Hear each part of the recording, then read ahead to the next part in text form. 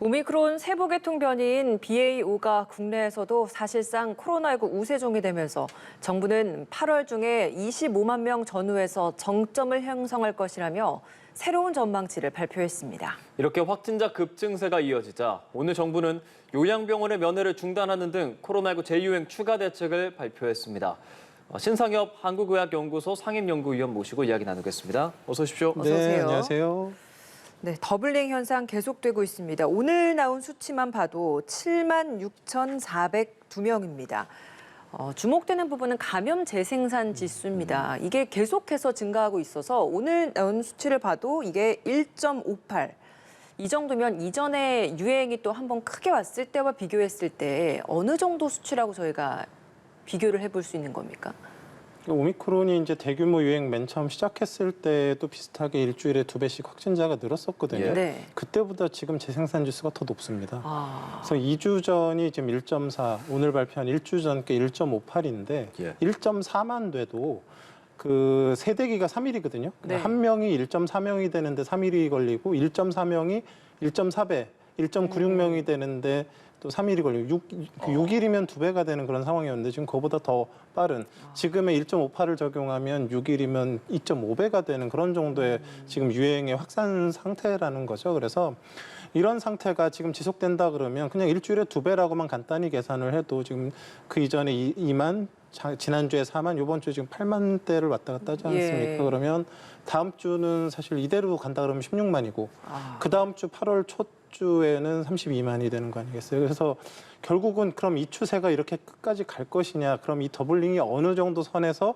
결국 계속 올라갈 수는 없고 이제 이런 그 완화되는 그런 시점이 나오게 될 텐데 그 시점이 어땠냐를 따져봐야 되긴 하겠지만 적어도 30만 대까지는 이걸 통제할 만한 지금 특별한 요소가 보이진 않고 있습니다. 저희가 감염에 따른 면역도 있고 접종도 많이 했는데도 불구하고 예전처럼 이렇게 더블링이 계속 이어지는 것은 BA.5의 영향이라고 봐야 하는 겁니까? 지금 뭐 복합적인 거죠. 그래서 이제 유행에 이제 어찌 보면 공격 요소는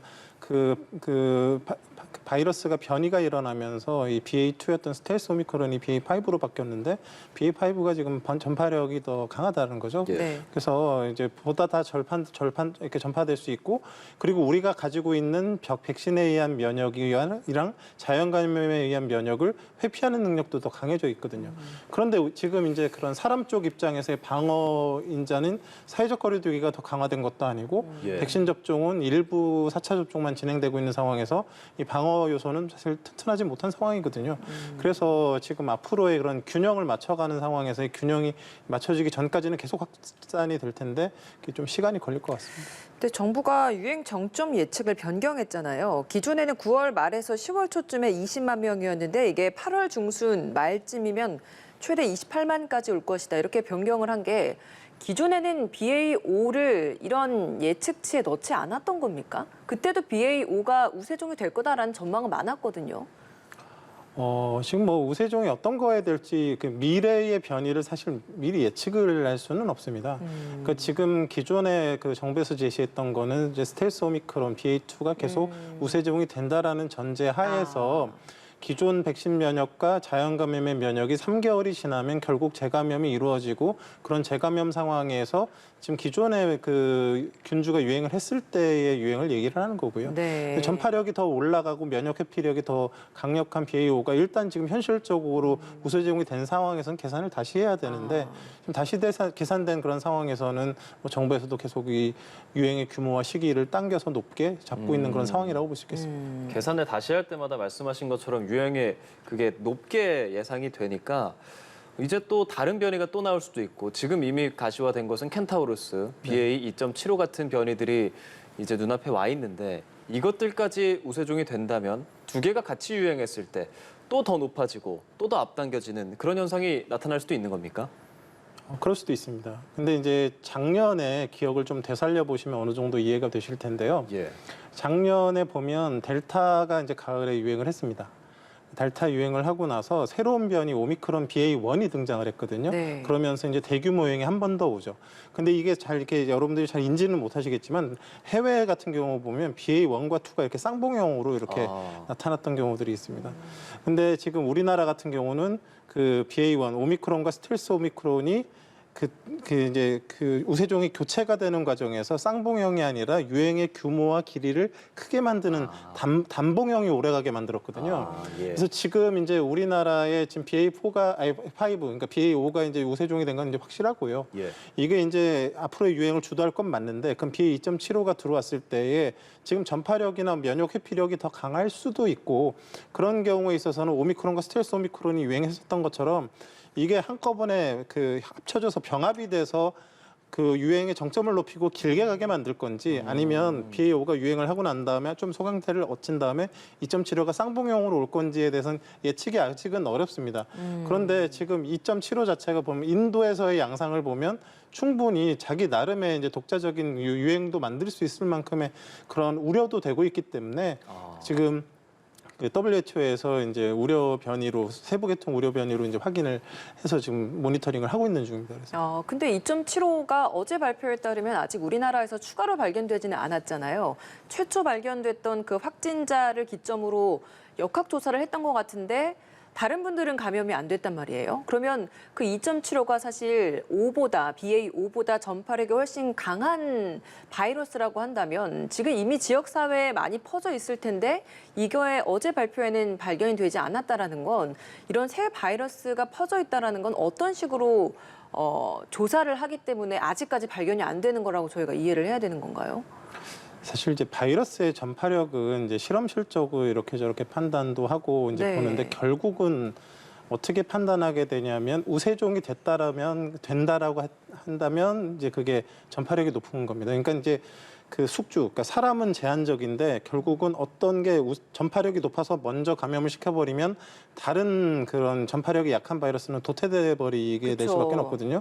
그래서 뭐 뉴욕에서 유행했던 B12.1도 사실 그래서 이제 도태돼서 지금 사라지고 있는 상황인데, 지금 이제 BA 2.75가 이제 우려가 되고 있는 점은 지금 대규모 유행이 있는 BA5가 있는 곳에서의 그 능력치를 보여주고 있지는 못하지만 지금 인도 같은 곳에서는 뭐 일주만 해도 우세종이 되는 지역이 나타날 정도로 그 BA 그 2.75가 또 나름의 그 이제 전파력을 확보를 하고 있는 걸로 보이거든요. 근데 둘과 이렇게 비교를 했을 때에 뭐 몇 배가 되느냐, 그런 거는 지금 데이터가 나와 있지 않고, 네. 적어도 면역 회피 능력이나 이런 부분에 있어서 그러니까 BA2보다 BA5가 이제 그 스파이크 단백질에 4군데 변이가 네. 더 추가적인 변이가 있는데, 그 BA 2.75는 BA2보다 8군데 변이가 더 있습니다. 그래서 네.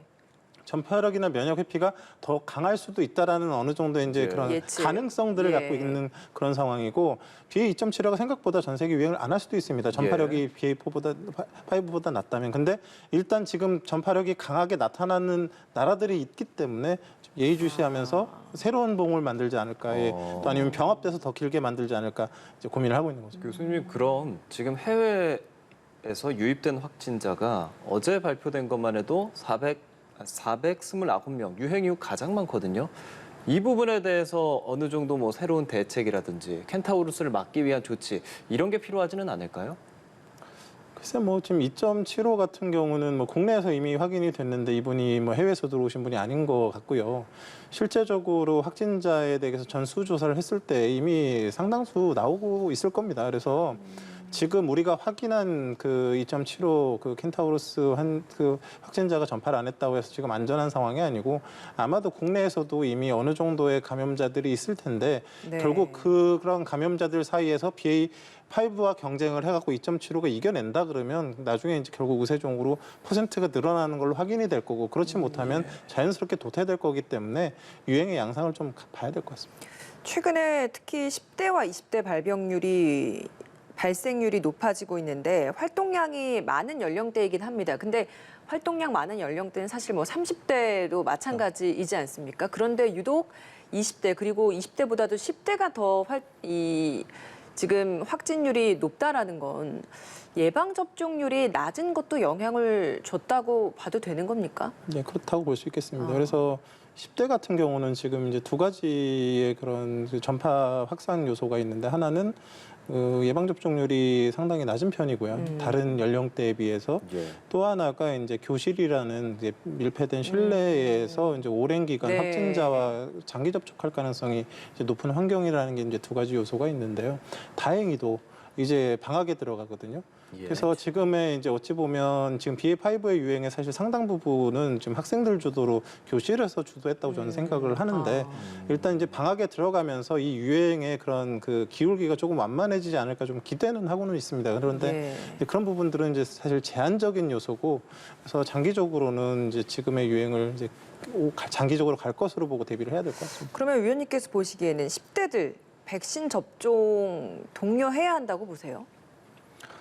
지금 우리가 갖고 있는 백신은 BA.2든 BA.5든 잘 듣지 않습니다. 그러니까 감염 예방 효과를 기대하고 백신 접종을 하는 건 사실 맞지가 않거든요. 그렇죠. 중증화를 막기 위한 그래서 효과가 맞습니다. 더 크죠. 그래서 위중증으로 갈 수 있는 대상자만 지금 접종 대상자가 되고 있는데 지금 10대, 20대들이 위중증으로 갈 그런 대상자로 보이진 않거든요. 일부 기저질환자만 제외하고는. 네. 그래서 일부 기저질환자를 제외하고 백신 접종의 대상이 되지는 않을 것 같고요. 그렇다고 해서 그런데 10대, 20대가 걸리면 괜찮은 거냐, 가볍게 앓고 지나가면 괜찮은 거냐. 사실 제가 보기엔 그렇지가 않아요. 지금 사실 뭐 50대 미만에서의 그 코로나19 사망률은 거의 제로거든요. 거의 없다고 보면 되는데 문제는 50대 미만이 걸리고 나서 괜찮으냐 또 그렇지가 않아요. 지금 상당수가 롱 코비드라고 해서 예. 그 코로나19 이후에 후유증, 합병증으로 해서 많은 분들이 고생을 하고 있는데 이 코로나19 바이러스가 폐만 가서 공격을 하는 게 아니고 심장이나 뇌, 췌장 뭐 다양한 장기들을 공격을 합니다. 근데 뇌에도 많이 가요. 그래서 뇌세포들이 많이 파괴가 되거든요. 그러면 그 일시적으로 브레인 포그가 오기도 하고 인지장애가 오기도 하고 사실 소아나 어린 시절에 걸리게 되면 사실 지능에도 영향을 줄 수 있을 거라고 생각을 합니다. 그래서 젊다고 어리다고 걸려도 괜찮은 게 아니라 안 걸리는 게 최선이거든요. 예. 그래서 지금 당장 효과적인 백신이 없기 때문에 접종을 적극적으로 진행할 수는 없지만 네. 대상자가 되는 분들은 맞으시고 그게 아닌 분들은 그 자발적인 그런 자율과 책임에 근거한 국민 참여형 뭐 사회적 거리두기 지금 얘기를 하고 있는데 예. 필요한 경우에 마스크를 잘 착용을 하고 뭐 손 씻기 등 개인 위생 이런 부분들에 있어서의 걸리지 않도록 노력하는 모습들이 사실 있어야 된다고 생각합니다. 네. 예, 젊은 층에서도 코로나19 확진이 우려가 된다는 말씀도 해주셨습니다. 이 코로나19 같은 경우에 첫 감염이 됐을 때보다 재감염 됐을 때 특히 고위험군에게는 더 위중하다 이런 보도도 있었거든요. 정부가 오늘부터 요양병원과 시설의 대면 면회를 다시 제한했습니다. 뭐 거리두기를 할 수 없는 상황에서 불가피하다고 보십니까? 지금 그 코로나19에 재감염되면 가볍게 앓고 지날 거다라는 뭐 상식 아닌 상식들이 좀 통용이 되고 있는데 그렇지 않습니다, 절대로. 그러니까 뭐 젊고 건강한 분들, 그 면역이 좋은 분들은 뭐 이게 세포성 면역이 길게 남아서 가볍게 앓고 지나갈 수 있습니다. 그런데 어르신들은 절대 그렇지 않습니다. 고령 기저질환자 면역 저하자분들 같은 경우는 이 이제 코로나19가 빠르면 3개월 만에도 재감염이 되거든요. 그런데 이분들은 한번 앓을 때마다 굉장히 심각하게 뇌나 심장이나 폐 이런 데 공격을 받아서 상처를 입게 되는데 그게 마저 회복되기도 전에 또 강력한 그런 공격을 받게 되면 굉장히 치명적인 그런 결과가 나올 수가 있거든요. 네. 그래서 이런 고위험군들 같은 경우는 앞으로 계속적으로 계속 보호가 필요한 상황이고 재감염됐을 때 절대 안전하지 않은 부분들이 있고 특히나 지금 요양병이나 요양시설 이런 분들은 본인들이 막 움직여갖고 밖에 나가서 병에 걸려갖고 오는 게 아니고 주로 종사자들이나 면회하는 과정에서 걸리고 난 다음에 한 번 감염되면 거기는 전체 시설이 감염되는 이런 악순환을 보이고 있기 때문에 어쩔 수 없이 강화된 사회적 거리두기가 백신 접종 정책이 그런 요양병원, 요양시설에서만 지금 적용이 되고 있거든요. 그래서 예. 종사자들도 접종 권유를 하고 그다음에 면회 같은 경우도 사실 지금 이제 제한 같은 걸 해서 가능하면 코로나19 감염 위험이 있는 사람들과의 접촉을 줄이는 그런 방식을 택할 수밖에 없는 그런 상황이라고 볼 수 있겠습니다. 예, 어제 또 다른 발표 중에 하나가 백신 부작용에 대해서도 예방접종 피해보상 지원센터를 개소하겠다라고 이야기를 했고 4가지 대책을 좀 구체적으로 발표하지 않았습니까? 보시기에 지금 앞서서도 가볍게 앓고 지나간 사람들도 롱 코비드를 겪는 경우가 많다. 뭐 이런 이야기도 하셨고 관련해서 백신을 맞은 사람 역시도 부작용을 호소하는 사례들이 굉장히 많은데 이런 대책들 어떻게 좀 평가하시는지 궁금합니다. 뭐 일단 지금 백신 접종이 꼭 필요한 상황에서 접종을 안 하시는 분들 중에서는 이 백신 접종 후에 뭐 부작용이나 이런 후유증이 뭐 좀 걱정이 되시는 분들도 분명히 있는 것 같습니다. 이제 그런 견지에서 뭐 그런 것들이 불가피하게 발생했을 때에 그런 보상을 촘촘히 더 이렇게 적극적으로 해드리는 건 당연히 뭐 정부에서 해야 될 마땅한 바라고 생각을 하고요.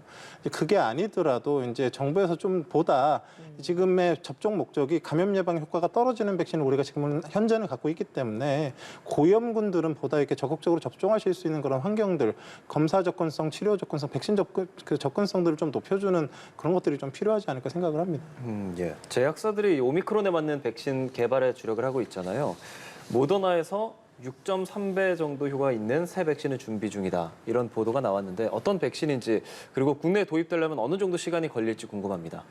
지금 우리가 갖고 있는 백신은 뭐 소위 일가 백신, 이제 우한 오리지널 바이러스 하나를 가지고 만들어진 백신입니다. 그런데 지금 화이자나 모더나에서 이미 이제 연구가 거의 임상 시험이 끝난 단계가 우한 오리지널 바이러스와 BA.1 오미크론에 대한 그 두 가지를 가지고 이가 백신을 만들어갖고 이미 임상이 거의 끝났습니다. 그래서 어느 정도 효과가 알려져 있고 이걸 이제 대대적으로 접종을 하려고 했었는데 지금 얼마 전에 미국 FDA에서 브레이크를 걸었습니다. 그 지금 기존의 이가 백신으로는 지금 앞으로 이제 이미 유세종이 된 BA.5에 잘 듣지 않는다.